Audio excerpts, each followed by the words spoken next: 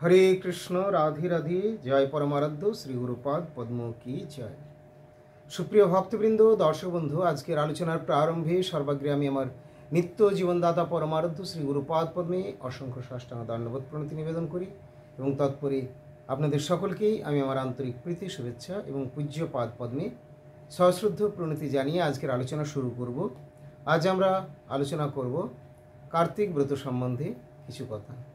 তার আগে কার্তিকেশ্বরী প্রেমময়ী রাধারানী ও মধুময় বনমালীজির শ্রীপাদ পদ্মে অসংখ্য প্রণতি জ্ঞাপন করি এবং রাধা কৃষ্ণ, রাধা দামোদর, রাধা গোবিন্দ মিলিত তনু শ্রী চৈতন্য মহাপ্রভুর শ্রীপাদ পদ্মে অসংখ্য প্রণতি নিবেদন করি।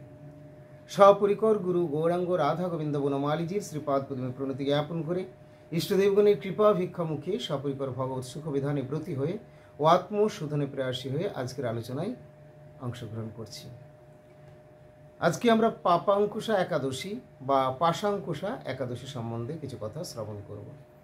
হ্যাঁ, এই একাদশীকে পাপাঙ্কুশা একাদশীও বলা হয়, আবার পাশাঙ্কুশা একাদশীও বলা হয়। এই একাদশীটি কবে? একাদশী হবে সামনে সোমবার দিন এবং তার পরের দিন দ্বাদশী মঙ্গলবার।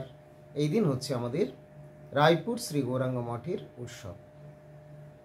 তো সোমবার দিনে যে একাদশী ব্রত আমরা পালন করব, আসলে এই একাদশীটি এবারে বৃদ্ধা হয় পরবর্তী দিনে বা দ্বাদশীর দিনে এটি পালিত হচ্ছে।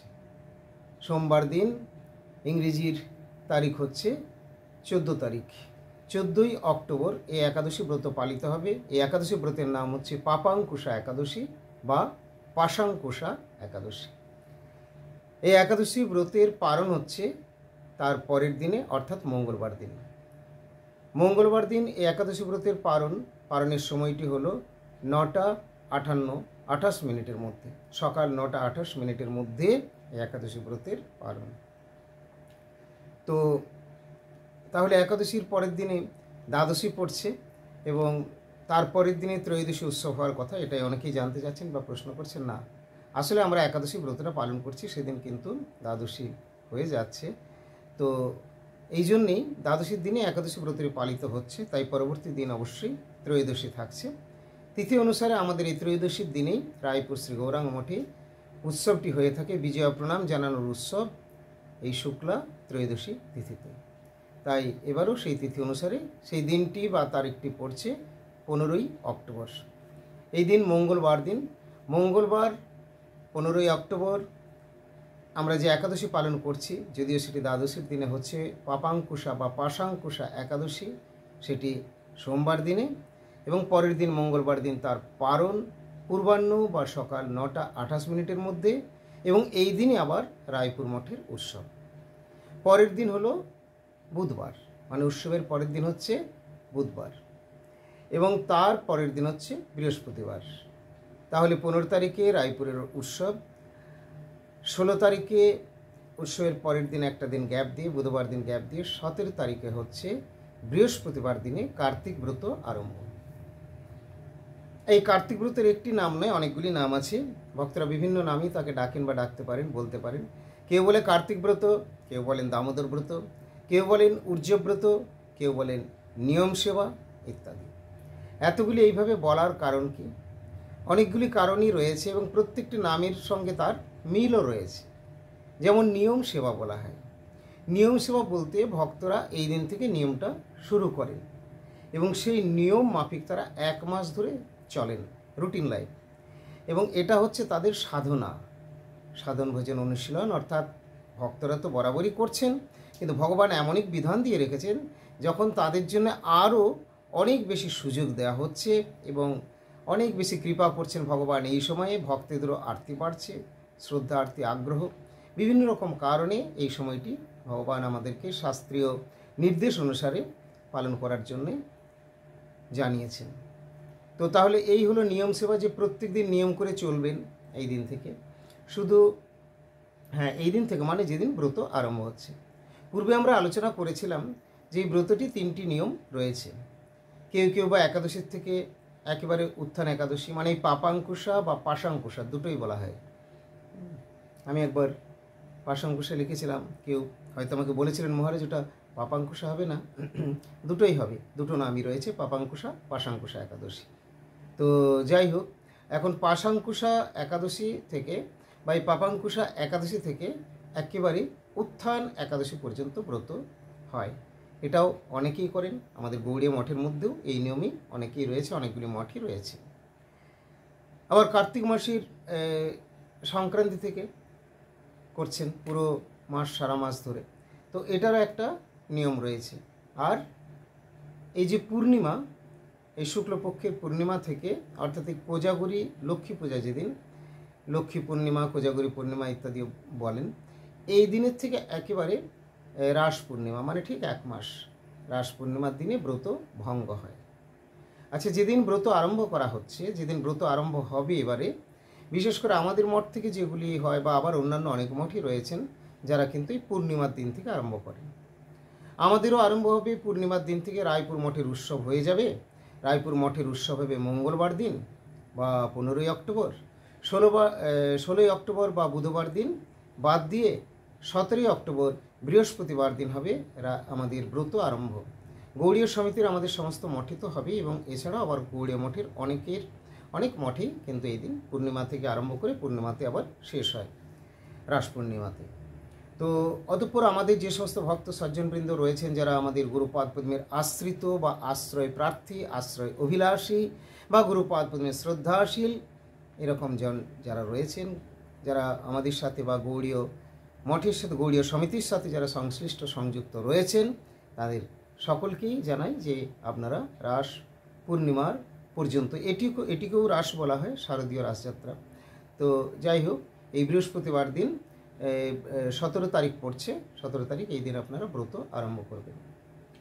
ব্রত আরম্ভটি কিভাবে করতে হয়? ব্রত আরম্ভ করবেন প্রত্যুষেই শয্যা ত্যাগ। প্রত্যুষ বলতে ব্রাহ্ম মুহূর্তে করাটি খুব দরকার। ভক্তবৃন্দ বা তাদের প্রতি সাধু সন্ত মুনি ঋষি যারা আচরণশীল রয়েছেন, তারা তো সারা জীবনের জন্যেই, 12 মাস 13 মাসের কথা নয়, সারা জীবনের জন্যই তারা এগুলো পালন করেন। তথাপি আবার এই মাসে, এই সময় বেশি গুরুত্ব দিয়ে থাকেন তারাও, এবং সেই সাথে আমরাও গুরুত্ব দেব। তাই ব্রাহ্ম মুহূর্তে আপনারা শয্যা ত্যাগ করুন, এবং শয্যা ত্যাগ, কৃষ্ণ নাম গ্রহণ করতে করতে শয্যা ত্যাগ করতে হয়।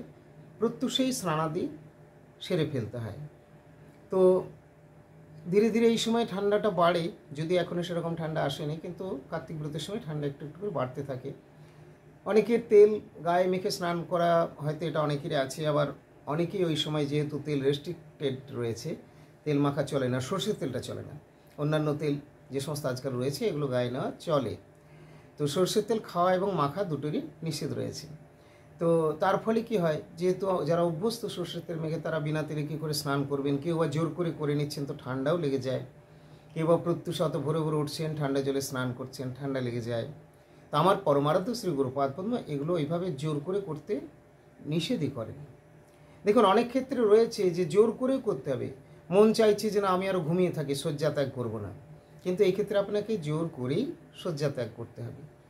অলসতার জন্য হয়তো আজকে মনে হচ্ছে না আজকে আর এখন স্নানটা করবো না, পরে করব, তো এই ক্ষেত্রে অলসতা না করে করতে হবে। কিন্তু এই ধরনের করতে করতে যদি দেখা যায় যে কারো ঠান্ডা লেগে যাচ্ছে, জ্বর হচ্ছে, প্রবলেম হচ্ছে, তাহলে ধরুন তার তো সাধন ভোজন হবে না।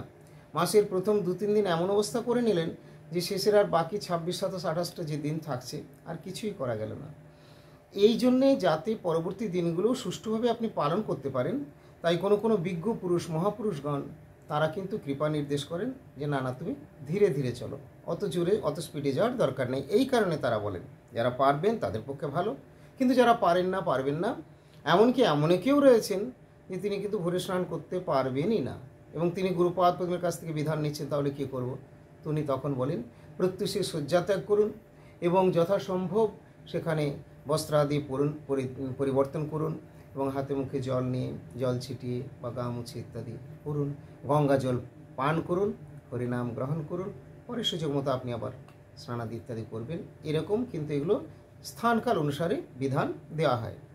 এই কথার অর্থ নয় যে আমি অলসতা করে স্নানটা করলাম না, কাপড় ছাড়লাম না বা কিছু ইত্যাদি, এগুলোকে বলা হচ্ছে না। কিন্তু অপারক যারা করতে গিয়ে অসুস্থ হয়ে পড়েন বা কোনো প্রবলেম হবে, তাদের এমনি করে করার দরকার নেই, তাদের বেশি দরকার আছে হরিনাম।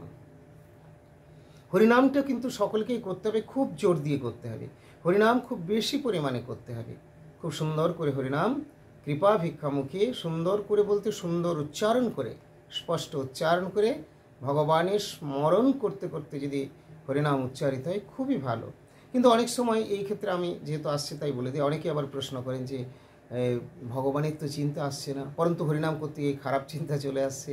হ্যাঁ, এটাও হয়, হতেই পারে প্রাথমিক অবস্থায়। তাই এগুলোর জন্য আপনি অস্থির হবেন না, কিছু চিন্তা করবেন না, আপনি হরিনাম করতে থাকবেন। যদি খারাপ চিন্তা চলেও আসে, আপনি মনকে শাসন করবেন, মন তুমি চিন্তা করছো কিন্তু আমি চিন্তা করছি না, আমি করব না। অর্থাৎ আমরা এটাও জানবো যে আমাদের দেহ, আমাদের মন আর এই যে আমাদের ভেতরে যে রয়েছে আত্মা, এগুলো কিন্তু তিনটে আমরা আলাদা আলাদা রয়েছে। দৈহিক ক্রিয়া কিছু রয়েছে এবং মানসিক কিছু হয়তো ক্রিয়া রয়েছে, আত্মিক ক্রিয়া রয়েছে। দেহ, আত্মা, মন তিনটি পৃথক পৃথকভাবে রয়েছে। আমরা যদি ঠিক আত্মধর্মী হই, আমরা যদি আত্মার খাবার দিই, আমরা যদি আত্মা পরমাত্মার কথা নিয়ে যদি আমরা চিন্তা চর্চা অনুশীলনের মধ্যে থাকি, তাহলে বাকি দুটো জিনিস দেহ মন আমাদের অটোমেটিক্যালি সুন্দর বা সুস্থ থাকবে। তো যাই হোক, এইভাবে সাধু গুরু তারা আমাদেরকে নির্দেশ করেছেন যে তোমরা এই কার্তিক ব্রত সুন্দর করে পালন করো। সুন্দর বলতে যতটা সম্ভব আচার আচরণ করে, শ্রদ্ধা আরতি সহকারে। তো এই কার্তিক ব্রত তাহলে আমরা অনেকে একাদশী থেকে শুরু করেন, তারা করবেন, আবার উত্থান একাদশীতে শেষ হবে।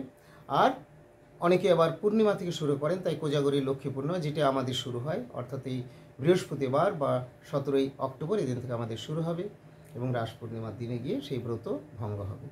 তো এইভাবে ব্রত করবেন। তাহলে কার্তিক ব্রত, উর্জ্যব্রত, নিয়ম সেবা এবং দামোদর ব্রত কেন বলা হয় এই প্রসঙ্গে আমরা কিছু কিছু বললাম। নিয়ম সেবার কথাটা বললাম, কার্তিক ব্রতের কথাও বললাম। দামোদর ব্রত কেন বলা হয়? শ্রী গুরুদেব পাঠে প্রবচনে বলেন এবং গ্রন্থশাস্ত্রে এটিও লেখা আছে যে দামোদর ব্রত এই জন্যই বলা হয় যে প্রভু দামোদর লীলা করে তার নাম হয়েছিল দামোদর। সংস্কৃতে যেটি বলছে যস্য উদর দামস দামোদর, যার উদরে দাম অর্থে দড়ি, তার মানে মা যশোমতী কৃষ্ণকে কোমরে বা পেটে দড়ি দিয়ে বেঁধেছিলেন না? তো এই জন্যে দড়ি দিয়ে বাঁধা পড়েছিলেন কৃষ্ণ, কোমরে বা পেটে দড়ি দিয়ে। এই জন্য যার উদরে যস্য উদর দাম স দামোদর, যার উদরে দাম বা দড়ি, যাকে দড়ি দিয়ে বাঁধা হয়েছিল, যিনি দড়িতে বাঁধা পড়েছিলেন, তিনি হচ্ছেন দামোদর, উদরে দাম। তো এই সুন্দর লীলার কারণে কৃষ্ণের নাম হলো দামোদর। যেহেতু এই কার্তিক মাসে এই লীলাটি সংঘটিত হয়েছিল, তার জন্যে এইটিকে দামোদর মাসও বলা হয়। এবং মা যশোমতী প্রথমে স্থির করেছিলেন আমি কানাইয়াকে ধরবই, বাঁধবই। প্রথমে ধরবই, ধরে ফেলেছিলেন একটু পরে, তারপরে বাঁধবই, বাঁধতে পারেননি, দড়িটা 2 আঙুল করে শর্ট হচ্ছিল, মাত্র 2 আঙুল। তো যাক, এর বিশেষ তাৎপর্য রয়েছে। এই তাৎপর্য বলতে গেলে অনেক সময় লেগে যাবে, সামান্য কয়েক মিনিটে হবে না। তো আমি আপাতত এখানে একটু টাচ দিয়ে বলছি, আবার বাকি কথাগুলো বলতে হবে। তো এইভাবে মা যশোমতীকে ধরা দিচ্ছেন না, অবশেষে কৃষ্ণ দয়া করলেন, কৃপা করলেন, করুণা করলেন। ভগবান তো পুত্রের রূপে রয়েছে, মনে মনে চাইলেন মা তুমি তো আমারই মা, তোমাকে আর কষ্ট দেবো না, নাও মা তুমি আমাকে বেঁধে ফেলো। মনে মনে ঠিক করলেন আর মা যশোমতী বেঁধে ফেললেন। এর দ্বারা এটা ভগবান দেখিয়েছেন আমি ধরা না দিলে আমাকে কেউ ধরতে পারে না, কেউ বাঁধতে পারে না। আবার এটাও দেখালেন আমিও ধরা দিতে বাধ্য হয়ে যাই যখন কি আমাকে ধরার জন্য ব্যাকুল হয়, আমাকে পাওয়ার জন্য যখন কেউ ব্যাকুল হয়, আমি হার মেনে যাই আমার কাছে। সুন্দর লীলা, দুইটি তার অর্থ রয়েছে। তাই এইভাবে প্রভু লীলা প্রকাশ করার জন্য, তার জন্য প্রভুর নাম হলো দামোদর। এই মাসকে দামোদর মাস বলা হয়। মা যশোমতী যেমন সংকল্প নিয়েছিলেন তোকে আমি ধরবই, বাঁধবই এবং বেঁধেছিলেন, তাই আমাদেরকেও সাধু সন্ত মুনি ঋষি তারা আচরণ করে বলছেন তোমরাও এরকম এই মাসটা সংকল্প করো যে আমি আমার লক্ষ্যে পৌঁছাবই, তোমাকে ধরবই, তোমাকে বাঁধবই, আমার প্রেম ভক্তিতে প্রেম প্রীতি দিয়ে তোমাকে বাঁধবো, তোমাকে ভালোবাসার সম্পর্ক দিয়ে তোমাকে আমি বাঁধবো, তোমাকে দূরে থাকতে দেবো না, আমার কাছে রাখবো, বেঁধে রাখবো। এই উদ্দেশ্যে তারা ব্রতটা করেন সংকল্প নিয়ে, এবং সেইভাবে ভগবানের জন্যে তারা এই অনুশীলনাদি করে থাকেন বলে কষ্ট করলে কৃষ্ণ পাওয়া যায়, বিন্দু দিলে সিন্ধু। তাই ব্রতের 1 মাস কষ্ট করেন এইভাবে, সামান্য কষ্ট। কি এমন কষ্ট? না আমি যা মন চাই তাই খাবো না, 1 মাস তা খাবো না, একটু খাওয়ার জন্যে ভক্তরা খান। 1 মাস উপবাস করতে হয় না, সবই ভাত মুড়ি রুটি যাকে অন্ন ইত্যাদি বলা হয় এগুলো গ্রহণ করেন ভক্তরা, কেবলমাত্র একাদশী দিনটা বাদ দিয়ে। কিন্তু কিছু মাত্র সামান্য রেস্ট্রিকশন রয়েছে, যেমন সর্ষের তেলে রান্না করতে পাবেন না, সর্ষের তেল মাখতেও পাবেন না। তাহলে কী দিয়ে রান্না করবেন? সাদা তেল, বাদাম তেল, পোস্টম্যান বা ঘি দিয়ে রান্না করা যেতে পারে। আর কি, সবজির মধ্যে কিছু বর্জন করে দেওয়া হয়েছে, যে সবজিগুলোকে বাদ দিয়ে অন্য সবজি নিতে হবে। কেন ভগবান এটা করেছেন তার শাস্ত্রে? আমাদেরকে অনুগত করতে চাচ্ছেন এবং আমাদের পরীক্ষা নিচ্ছেন এবং আমাদের মনকে আরও সংযত করছেন। এইভাবেই তিনি শাস্ত্ররূপী কৃপা নির্দেশ দিয়েছেন। বলেছেন এই মাসে পটল, বেগুন, শিম, লাউ এগুলো খাওয়া যাবে না। ভক্ত বৈষ্ণবরা আমিষাদি গ্রহণ করেন না, মুসুর ডালও গ্রহণ করেন না, পেঁয়াজ রসুন তো দূরের কথা। সেই মাসের সময় আবার যে কটা পটল, বেগুন, শিম, লাউ, মূলো সেগুলোও যেন ভগবান কেড়ে নিলেন। আসলে ভগবান বলছেন না, তুমি তো আমার, তাহলে আমার কথাটা শোনো, আর কথা আমার শুনছো সেটাও আমি দেখি। তো এই বলে ভগবান আমাদের নির্দেশ করেছেন, আর ভক্তরা সেটাকে গ্ল্যাডলি অ্যাকসেপ্টও করে নিয়েছেন। খুব আদরের সঙ্গে প্রীতিপূর্বক তারা গ্রহণ করেন, ব্রতটা পালন করেন। আমার পরমারাধ্য শ্রী গুরুপাদ পদ্ম তাকে যদি ব্রতকালীন মানে সেরকম কোনো কিছু ভোজনাদির কিছু যদি দেওয়া হয়, তাহলে উনি কিন্তু সেগুলো গ্রহণ করেন না। উনি খুব সিম্পলভাবে প্রসাদ নেন, একেবারে সেদ্ধ পক্ষই বলা যায়। তো মূলত সেদ্ধ পক্ষ গ্রহণ করা উচিত হবিষ্যান্নের মতো। হ্যাঁ, এই প্রসঙ্গে আরও একটি কথা বলে দিই। অনেকেই বলেন তাহলে কি আমাদেরকে আতপের অন্ন খেতে হবে প্রত্যেক দিন? মহারাজ, আমাদের পরম গুরুদেব যিনি ছিলেন সরস্বতী গোস্বামী প্রভুপাদের শ্রীচরণাশ্রিত এবং একান্ত অনুগত এবং অন্তরঙ্গ নিজজন, তো সেই পরমারাধ্য পরম গুরুদেব আমার গুরুপাদ পদ্ম জগৎগুরু ছিল ভক্তিময় ভাগবত গোস্বামী ঠাকুর, তিনি সেকালেই আমাদেরকে এখানে যখন চিনপায় শ্রী ভাগবত আশ্রম প্রতিষ্ঠিত হয়, তিনি প্রথম থেকে এই নিয়ম চালু করেছিলেন যে না, আতপের অন্ন তোমাদের নিতে হবে এরকম নয়, উষ্ণ চালের অন্ন, ভগবানকে ভোগ দিয়ে প্রসাদ পাওয়া যাবে। অনেকেই শুনতাম পরে না, আমরা তো আতপের অন্ন করি, আতপের অন্ন। কিছুদিন আগে আমি শুনলাম কোন এক অন্য মঠেরই আর কি কোনো প্রভু, তিনি বলছেন যে না আগে আমাদেরও সকলেই আতপের করতেন, কিন্তু এখন আমাদের সিনিয়র মহারাজরা, প্রভুরা, তারা সবাই ঠিক করেছেন না, আতপের অন্ন আমাদের সবার শ্যুট হচ্ছে না, অতঃপর উষ্ণ চালের অন্ন করে ভগবানকে ভোগ দিয়ে প্রসাদ পেতে পারা। হ্যাঁ, এখানে আমাদের এই নিয়মগুলোই সাধুগুরু বৈষ্ণব দিয়েছেন। সবসময় যেন ভক্তিটা, প্রীতিটা ভগবানের দিকে আমাদের থাকে, সেই দিকে লক্ষ্য রেখে আমরা চলবো গুরু বৈষ্ণবের আনুগত্যে। তাই আতপের অন্ন যে নিতেই হবে এরকম কিছু নয়, যারা নিচ্ছেন সেটা ঠিক আছে, না হলে আমাদের উষ্ণ চালের ভোগ দিয়ে আমরা কিন্তু প্রসাদ পাই। এইভাবে আপনারাও প্রসাদ পেতে পারবেন। তাহলে এই মাসে পটল, বেগুন, শিম, লাউ, মূলো এগুলো গ্রহণ করা যাবে না। কেউ জানতে চেয়েছিলেন গাজর তো আমরা কোনোদিনই গ্রহণ করি না। যাই হোক, সেটা কেউ করে থাকেন তাদের ব্যাপার। তো আর এই মাসে ডালগুলো কি চলবে? কে জিজ্ঞেস করেছিলেন ছোলার ডাল, মটর ডাল ইত্যাদি চলবে কিনা? হ্যাঁ, সব চলবে।